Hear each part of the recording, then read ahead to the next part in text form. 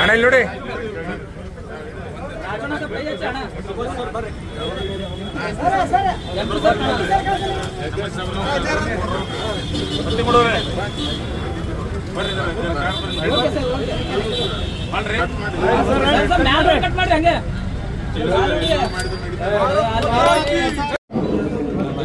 ಕಾರ್ಯಾಲಯ ಉದ್ಘಾಟನೆ ಸಮಾರಂಭದಲ್ಲಿ ವೇದಿಕೆ ಮೇಲೆ ಉಪಸ್ಥಿತರುವಂತ ನಮ್ಮ ಹಿರಿಯರು ಸಂಸದರಾದಂಥ ವೆಂಕಟರಮಣವರೇ ಹಾಗೂ ಹಿರಿಯರು ಮತ್ತಿಮೂಡವರೇ ಹಾಗೂ ಹಿರಿಯ ಸಹೋದರರು ಮಾಜಿ ಶಾಸಕರು ಆತ್ಮೀಯ ಸಹೋದರಂತ ರಾಜ್ಕುಮಾರ್ ಪಾಟೀಲ್ ಅಣ್ಣವರೇ, ಅವಣ್ಣ ಅಣ್ಣವರೇ, ಶೋಭಾಕ್ ಅವರೇ ಮತ್ತು ಉಮೇಶ್ ಅವರೇ ಮತ್ತು ವೇದಿಕೆ ಮೇಲೆ ಉಪಸ್ಥಿತರುವಂಥ ಎಲ್ಲ ಗಣ್ಯಾತಿ ಗಣ್ಯರೇ, ವೇದಿಕೆ ಮುಂಭಾಗದಲ್ಲಿರುವಂಥ ಎಲ್ಲ ನನ್ನ ತಾಯಿ ಅಂದರೆ ತಂಗಿ ಅಂದರೆ ಎಲ್ಲ BJP ಪಕ್ಷದ ಎಲ್ಲ ಹಿರಿಯ ಕಾರ್ಯಕರ್ತ ಮಿತ್ರರೇ, ಎಲ್ಲ ನನ್ನ ಅಣ್ಣ ತಮ್ಮಂದರೆ, ಎಲ್ಲ ಹಿರಿಯ ಪತ್ರಕರ್ತ ಮಿತ್ರರೇ, ಎಲ್ಲ ಆತ್ಮೀಯರೇ ಮತ್ತು ಸಹೋದರಂತ ಅರುಣ್ ಬಿನ್ನಾಡಿ ತಮ್ಮವರೇ, ಈಗಾಗಲೇ ಹಿರಿಯರೆಲ್ಲರೂ ಮಾತಾಡಿದ್ದಾರೆ.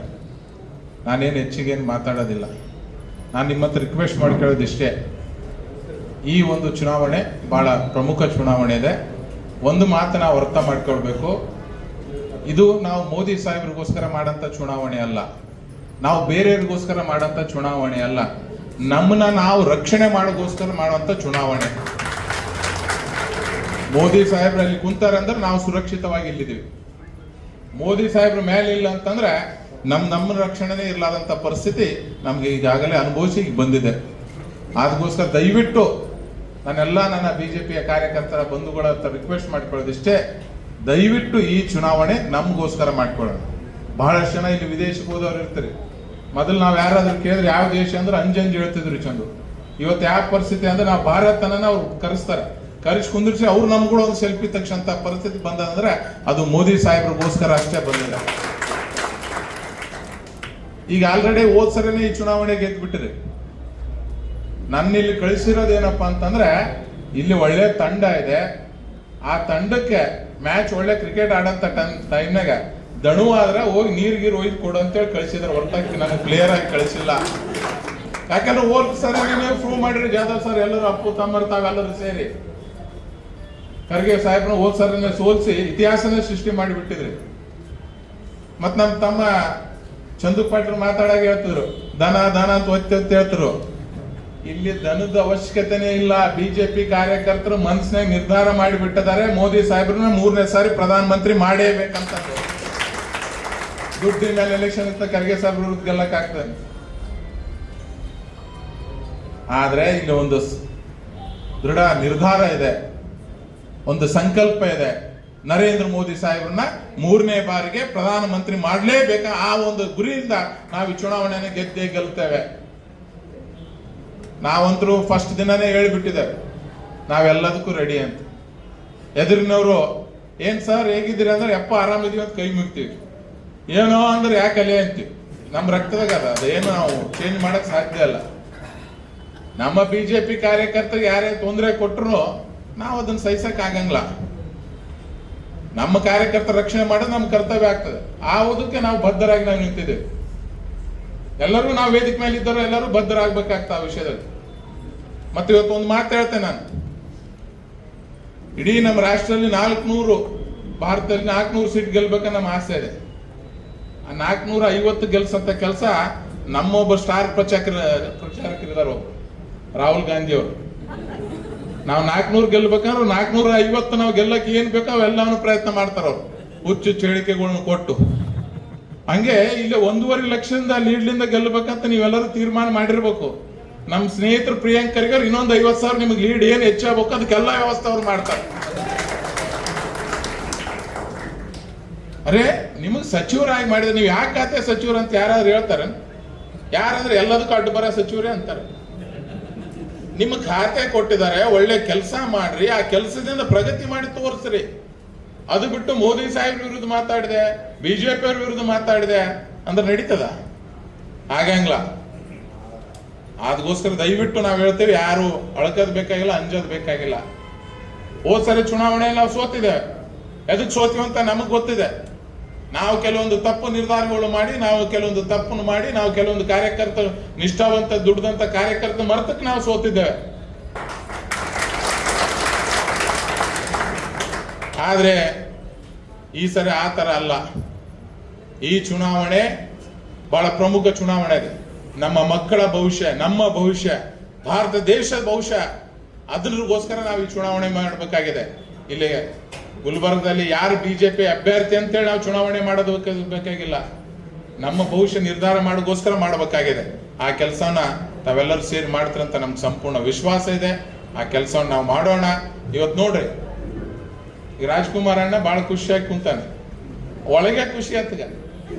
ಯಾಕೆ ಖುಷಿ ಅಂತಂದ್ರೆ ಶರಣ ಪ್ರಕಾಶ್ ಪಾಟೀಲ್ ಅಣ್ಣ ಮಂತ್ರಿ ಆಗ್ಯಾನಂತ ಖುಷಿಕ್ಕಿಂತ ಆತಗ ಇಲ್ಲಿ ಬಿಟ್ಟು ಉಸ್ತುವಾರಿ ಬೇರೆ ಕಡೆ ಕೊಟ್ರಲ್ಲ ಅಂತ ಖುಷಿ ಆತಗ.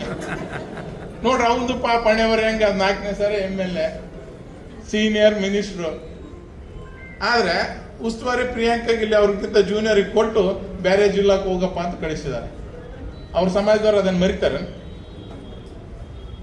ಅಂದ್ರೆ ಇಲ್ಲಿ ಏನಾಗಿಬಿಟ್ಟಿದೆ ಅಂದ್ರೆ, ಪ್ರಿಯಾಂಕರಿಗೆ ಅವರು ನಾನು ಒಬ್ಬನೇ ಸಚಿವ, ನಾನು ಒಬ್ಬನೇ ಇದ್ದೀನಿ, ನನ್ನ ಎದುರಿಗೆ ಯಾರು ಇಲ್ಲ ಅಂತ ಅನ್ನೋದು ತಲೆ ಪೂರಾ ಬಂದ್ಬಿಟ್ಟದ.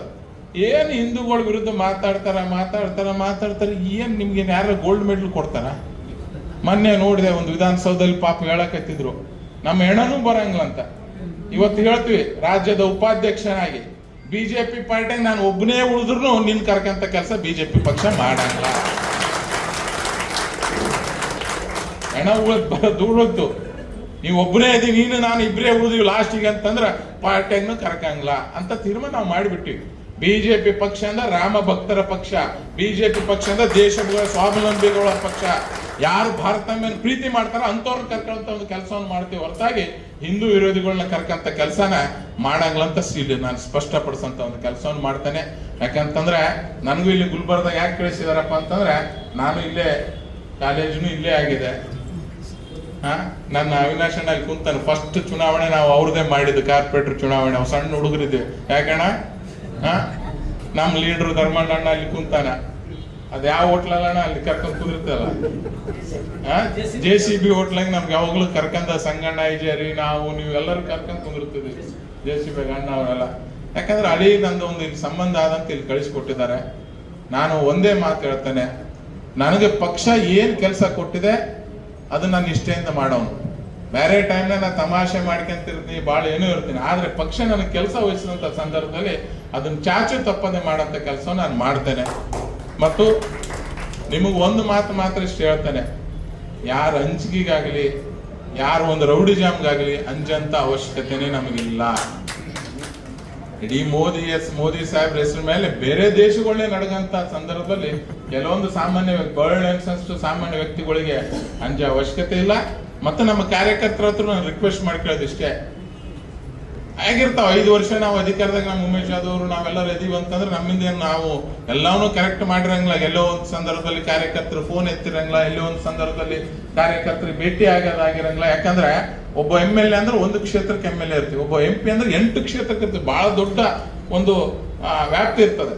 ಅವು ಏನೇ ಇದ್ರು ಎಲ್ಲವನ್ನು ಮರ್ತು ಆಗಿರ್ತಾವ. ವೈಯಕ್ತಿಕವಾಗಿ ಹೆತ್ತ ತಂದೆ ತಾಯಿಗಳಿಗೆ ಮಕ್ಕಳಿಗೆ ಸರಿಯಾಗಿ ನೋಡ್ಕೋದಾಗಿರಂಗಿಲ್ಲ, ಇನ್ನು ಬೇರೆಯವರಿಗೇನು.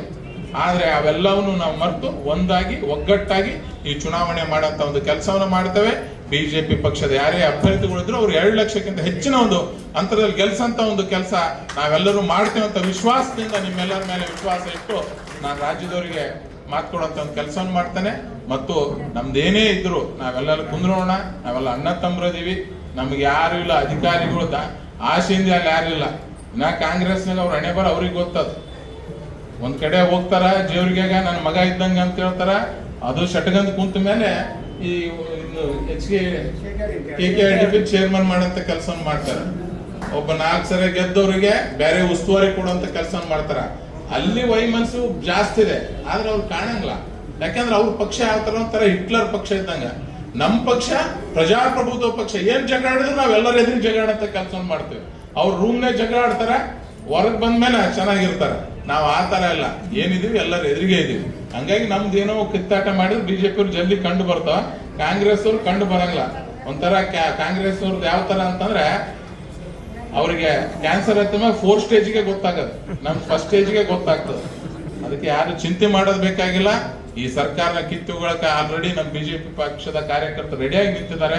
ನಾವೆಲ್ಲರೂ ಒಂದಾಗಿ ಅವ್ರ ಮನಸ್ಸು ನೋವಾಲ ರೀತಿಯಿಂದ ನಾವು ನೋಡ್ಕೊಂಡ್ ಬಿಟ್ವಿ ಅಂದ್ರೆ ಅಷ್ಟೇ ಸಾಕು. ನಮ್ ದೊಡ್ಡ ಸಾಧನೆ ಏನು ಬೇಕಾಗಿಲ್ಲ.